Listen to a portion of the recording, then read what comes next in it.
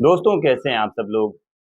दोस्तों देखिए, जब एक पत्नी के द्वारा कोर्ट में अपने पति के खिलाफ खर्चे का केस किया जाता है, मेंटेनेंस की एप्लीकेशन लगाई जाती है, तो किस आधार पे कोर्ट ये तय करेगा कि कितनी राशि पत्नी को दिलवाई जाए। ये जो आधार हैं, ये आधार बहुत इंपॉर्टेंट होते हैं। एक आधार तो वो होते हैं जो पत्नी और पति के द्वारा कोर्ट के सामने रखे जाते हैं, और एक वो फैक्ट्स होते हैं जो कोर्ट में कहीं ना कहीं छूट जाते हैं पति की आय को एनालाइज करने के वक्त। तो जब पत्नी के पक्ष में खर्चा बाँधा जाता है, ऑर्डर किया जाता है, तो फिर कोर्ट को ये भी देखना होता है कि एक पति की इनकम कितनी है, और वो जब इनकम उसके अकाउंट में क्रेडिट होती है या वो जब कमाता है, तो उसके बाद में उसके स्वयं के खर्चे कितने हैं। उसके परिवार में पत्नी के अलावा और भी तो सदस्य थे जिनका जिनका जो है भरण-पोषण का दायित्व उस पति के ऊपर था।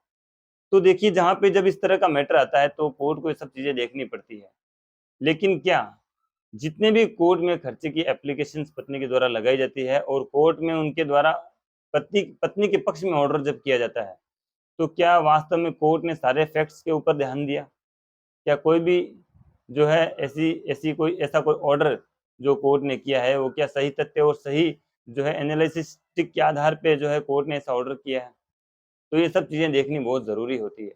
और जब पति को ऐसा लगता है कि भई जो मेंटेनेंस का ऑर्डर किया गया है पत्नी के पक्ष में, वो सही नहीं है। इतनी तो उसकी इनकम भी नहीं है जितना उसका खर्चा बाँध दिया गया है पत्नी को। तो जब इस बात का अंदेशा जब उसको होता है, सैटिस्फैक्टरी ऑर्डर उसको नहीं लगता है, तो फिर वो क्या करता है, वो जाता है और अपने ऊपर जो हायर कोर्ट है उसके ऊपर जाता है, और हायर कोर्ट में वो एप्लीकेशन लगाता है, और वहाँ पे वो जो है माँग करता है कि जो खर्चे का ऑर्डर हुआ है वो बिल्कुल ज़्यादा हुआ है और वो वैलिड नहीं है, तो इस खर्चे के ऑर्डर को जो है सेट असाइड किया जाए, या फिर इसको जो है कम किया जाए, क्योंकि इतनी राशि देने की मेरी हैसियत नहीं है। मेरे ऊपर और भी जो है लायबिलिटीज़ हैं, माता है, पिता है, छोटे भाई-बहन हैं, उनका खर्चा भी देखना पड़ता है। तो इस तरह की जो एप्लीकेशंस हैं, वो कोर्ट में पति के द्वारा लगाई जाती है।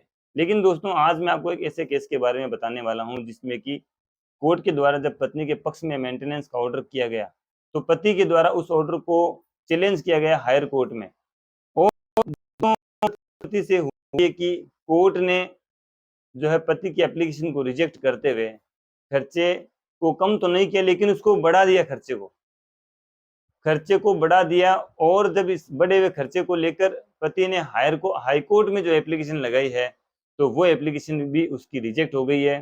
तो इसी के बारे में आज हम चर्चा करने वाले हैं दोस्तों। लेकिन अगर आप हमारे चैनल पे नए हैं, पहली बार हमारा वीडियो देख रहे हैं, तो हमारे चैनल को सब्सक्राइब करना ना भूलें, क्योंकि हम ऐसी कानूनी वीडियोज़ और ऐसी इन्फॉर्मेटिव वीडियोज़ आपके लिए हमेशा इस चैनल के ज़रिए लेकर आते हैं और आते रहेंगे। तो दोस्तों देखिए, इस केस में ऐसा होता है कि एक पत्नी के द्वारा पति के खिलाफ मेंटेनेंस की एप्लीकेशन लगाई जाती है। पत्नी के पास में एक छोटी बच्ची भी होती है, तो उन दोनों के द्वारा कोर्ट में एप्लीकेशन लगाई जाती है। तो ट्रायल कोर्ट के द्वारा 2500 प्लस 3000 रुपए, यानी 2500 रुपए हर महीना पत्नी के लिए और 3000 रुपए हर महीना छोटी बच्ची के लिए खर्चे का ऑर्डर कर दिया जाता है। तो इस ऑर्डर को जब पति के द्वारा हायर कोर्ट में चैलेंज किया जाता है, तो कोर्ट उस एप्लीकेशन को रिजेक्ट करती है और पत्नी के पक्ष में 8000 रुपए और जो बच्ची है उसके पक्ष में 5000 रुपए का ऑर्डर करती है। यानी उस मेंटेनेंस को इनहेंस कर दिया जाता है, उसको बढ़ा दिया जाता है।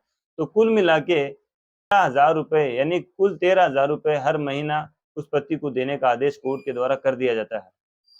और जब इस ऑर्डर को पति के द्वारा हाई कोर्ट में चैलेंज किया जाता है, तो हाई कोर्ट का ये कहना होता है कि हर एक पति की ज़िम्मेदारी है कि वो अपनी पत्नी और बच्चों को मेंटेन करे किसी भी तरह से। आप ये कहकर नहीं बच सकते कि साहब मेरी तो इनकम इतनी नहीं है, मैं तो कमाता भी नहीं हूँ बिल्कुल भी।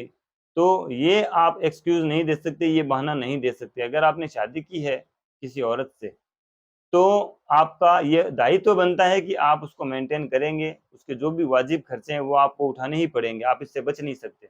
तो हाई कोर्ट ने इस तरह की टिप्पणी करते हुए उस पति की ये एप्लीकेशन भी रिजेक्ट कर दी, और उसको जो है 13,000 रुपए का जो मेंटेनेंस का ऑर्डर था उसको वैसे ही रखा, और ट्रायल कोर्ट के जो फैसला है उसको बरकरार रखते हुए पति की जो एप्लीकेशन थी उसको रिजेक्ट कर दिया। तो दोस्तों, इसमें आप देख सकते हैं कि पत्नी को किस तरह से फ़ायदा हुआ। उसको तो कुछ करना भी नहीं पड़ा। पति ने ये सोचा कि मैं अपना मेंटेनेंस का अमाउंट कम करवा लूँ, लेकिन यहाँ पे किस्मत ने पति का नहीं पत्नी का साथ दिया, और कोर्ट ने जो है घर बैठे ही पत्नी को एक इतना बड़ा तोहफ़ा दे दिया, जिसका वो सोच भी नहीं सकती थी। तो इस तरह से दोस्तों ये एक केस था। इस केस का जो है लिंक मैंने डिस्क्रिप्शन बॉक्स में डाल दिया है और आप वहां से जाके इस लिंक के ज़रिए इस जजमेंट को पूरा डिटेल से पढ़ सकते हैं। अगर कहीं न कहीं ये जजमेंट आपके लिए फ़ेवरेबल है तो आप भी इस जजमेंट का इस्तेमाल कर सकते हैं। दोस्तों वीडियो को लाइक करें, शेयर करें और हमारे इस चैनल को सब्सक्राइब ज़रूर करें ताकि ऐसी कानूनी वीडियोज़ आपके लिए हमेशा अवेलेबल रहेंगी। दोस्तों ख़्याल रखिए, सुरक्षित रहिए, तब तक के लिए जय हिंद।